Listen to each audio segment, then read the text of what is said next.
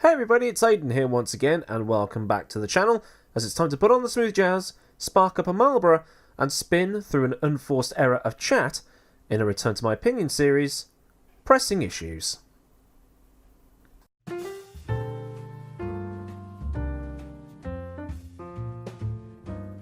Now you know the drill by now. Unlike Storytime, which is told exactly as it happened, Pressing Issues is all brain to mouth with no filtering mechanism whatsoever. Remember, just because I might have a different opinion to you, doesn't mean I'm wrong. Nor does it mean that you are wrong. I know, shocker. So then, that's Sebastian Vettel, eh? Is he finished in F1 after a catalogue of errors made not just this season but in the previous three, or can he turn it around? Since the introduction of the hybrid engines, he's looked lost. In 2014 he was beaten by Daniel Ricciardo, who had just come into the Red Bull team at the start of that season. And if you watch the footage of Ricciardo selling the dummy at Monza, you can actually pinpoint the moment Vettel triggered the performance-related release clause in his contract. It's easy to think Adrian Newey's blown diffuser is the absolute #1 reason he won 4 world titles on the spin. Because let's face it, if you've won 52 Grand Prix, well, 53 if you want to include this year at Canada, and won 4 world titles, you're not exactly crap. As his fans like to remind us, he won in a Toro Rosso. He won in a Toro Rosso hilariously underpowered compared to the Ferraris and McLarens of that time, yet slid off the road at Hockenheim last year in a bit of light drizzle in possibly the best car on the grid. So it then begs the question, is he under too much pressure to succeed? In 2015 he looked to have regained some mojo after a shite 2014 by winning 3 races in a Ferrari that was nowhere near the 2 silver cars of Hamilton and Rosberg. In 2016, winless. But as he entered 2017 with a bang, winning in Australia and whipping Ferrari fans into a frenzy by basically announcing to the motorsport world, Ferrari is back. But then Baku happened, where he accused Hamilton of brake testing him and then pulling alongside to give the international racing symbol for "What you doing, bruv?" For that, he was given a 10-second penalty, but somehow still finished in front of the Mercedes. Then there was the Singapore incident where he dived across the track and pushed Verstappen across into Raikkonen and taking all 3 of them out, plus Alonso. From there, the 2017 season was effectively over as Mercedes just pulled away from there on. Title contender to also ran. Just like that.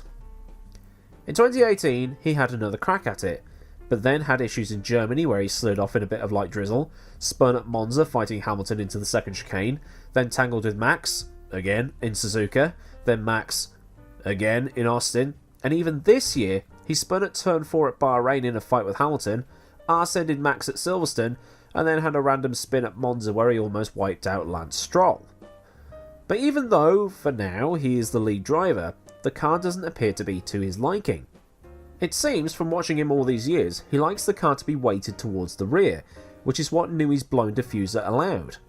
Now the Ferrari is heavy on the front end, and the rear rotates way more than he likes, and he's never got used to it. But if the car is built around the #1 driver, then why hasn't he had it changed to something he likes?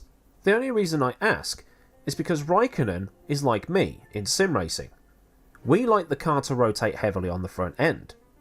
We like that. We like that a lot. Seb, meanwhile, seems like he can't get along with the car unless it's glued to the floor, and since the blown diffuser was taken away, that's been a massive issue for him. Is it a case of no Newey, no party? Now, people have had a pop at me in the past for saying things like that. Oh yeah, it's Newey that won him those titles. Huh, yeah, I forgot. You know, sarcastically said, of course. Looking at it now, perhaps it doesn't sound so crazy after all. Okay, he didn't really spin the 2014 Red Bull that much, nor did he spin the 15 or 16 Ferraris that much. But as soon as Formula One's entered this new era of wide cars, massive tyres and loads of downforce again, the car's spinning nearly every week. So what is going on in that head of his? I guess there is pressure coming from multiple sides. He goes to an underperforming Ferrari as a German world champion to bring them up to the front of the grid again. By 2017, that was the case, but he imploded twice. Now, to be fair, the other German did the same thing. In 1997, he was kicked out of the championship because of the scuffle with Villeneuve, and in 1998, stalled the car at the race start and had to come back from the rear of the grid. In 1999, he broke his leg, but in 2000, that was when the domination spree started. Vettel hasn't been able to do the same thing. He's gone to Ferrari, who have memories of the Michael and what he did, and the expectant Tifosi will not accept anything less than a win. Okay, that wasn't going to happen in 2015 or 16, but in 2017, he had a car capable of challenging Hamilton. But he couldn't pull it off, and got crucified for it. So, he has the pressure to try harder for 2018, fucked it up, and got crucified. Now in 2019, he's lost Raikkonen, and is now being outperformed by Leclerc.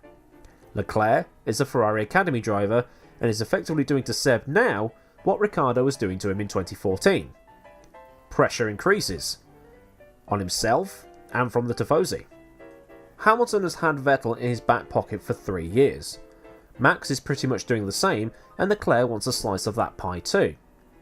I can't remember the last time I saw a world champion completely lose his mojo like this.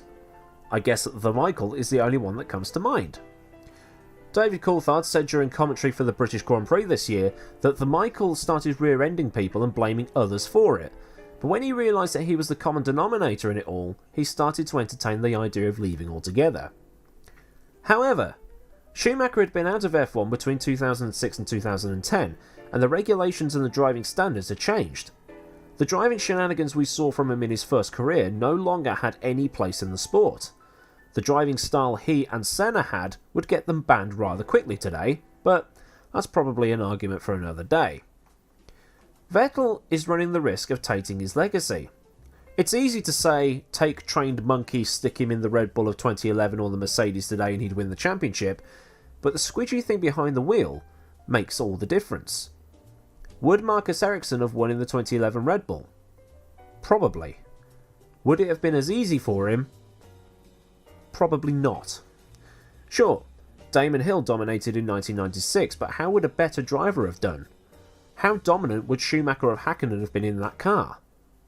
Vettel is a good driver. Like I said, crap drivers don't win 50 Grand Prix and 4 world titles. If he is well and truly done and bored with the sport, he should retire at the end of this season. If 2020 goes the same way, littered with mistakes, he runs the risk of being remembered as the guy that fucked it up every weekend and became a meme as a result, as opposed to the 4-time champion that owned the end of the V8 era. It's almost like he's coasted off that all this time. Take Hamilton. He used to drive at 1,000,000 miles an hour all the time, and it caught up with him. He matured, changed his outlook, changed his style, and now look at him. Okay, yes, he's had the best car all this time, but, again, you still need the squidgy thing behind the wheel to make the difference. Verstappen has grown up this season. Seb? Unfortunately not. The shaking of hands of the mechanics, looking over at the competition's car, and all that stuff is stuff that the Michael did. But the Michael spent hours and very late nights analysing data, working with the team, learning about every intricate detail of the car. Okay, probably for his own benefit rather than the team, but then again, the best become rather selfish. Look at Cristiano Ronaldo and people like that. But that enabled Schumacher to mould the team around him, and with the genius of Brawn, Barnard, Todd and others to help, Ferrari became unbeatable for 5 straight years. But I'm sorry, Seb, you're not Michael Schumacher. You're not even Heppenheim's top Michael Schumacher tribute band. But I guess after Baku 2017 and Silverstone this year, he's at least got the hitting other cars bit nailed. I'm joking. Alonso's legacy was tainted by bitching about the engine every week and wondering why said engine manufacturer won't supply him for the Indy 500. Seb can't let his legacy become the Spinmeister. So this is the part where I hand the floor over to you. What do you think? Should Seb call it quits and save what's left of his career, or should he get one last chance at the risk of pissing off the Tifosi even further? Who should replace him? Should Alonso come back, or should Ferrari take a punt on some young blood or an existing driver? Leave your thoughts in the comments and let's get a discussion going. So that's it from me. I've been Aidan Millward, and if you think my ramblings carry any weight, then give this video a like. And if you want to see more of this kind of thing, or the virtual world of motorsport stuff, click the subscribe button as the march towards 20k subscribers has now officially begun. Thanks as always go out to my patrons on Patreon, and if you wish to join them or get in contact with me or just check out my shit posting on social media, then all the details are in the description for you. So until next time, I've been Aidan Millward, have a great day wherever you live in the world, and goodbye.